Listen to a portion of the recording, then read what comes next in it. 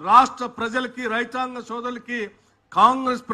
పార్టీని అధికారంలోకి తీసుకొచ్చి రైతాంగ సోదరుల కోసం కాంగ్రెస్ ప్రభుత్వం ద్వారా ఇందిరమ రాజ్యంలో ప్రజా ప్రభుత్వంలో తప్పనిసరిగా చేస్తాం మనకు సంకల్పం ఉంది ఆ సంకల్ప బలంతో ముందు పోదామని చెప్పి చాలా గట్టిగా ఆనాడు వరంగల్ సభలో ప్రకటించినటువంటి రోజు నాకు ఇప్పటికీ గుర్తు అధ్యక్ష అటువంటి సంకల్పాన్ని ఈ రోజు నిజం చేస్తూ కేవలం ఆగస్టు లోపులో ఆనాడు పార్లమెంట్ ఎన్నికల కంటే ముందు చాలా మంది 2 లక్షల రుణమాఫీ చేస్తారులే అంటే ఏదో సంవత్సరం చివరికో లేకపోతే వచ్చే సంవత్సరమో 4 సంవత్సరాలు 5 సంవత్సరాల సమయం ఉంది కదా సరే అప్పటికల్లా చేస్తారేమో కాంగ్రెస్ వాళ్ళు అనేటువంటి ఊహల్ని పటాపంచలు చేస్తూ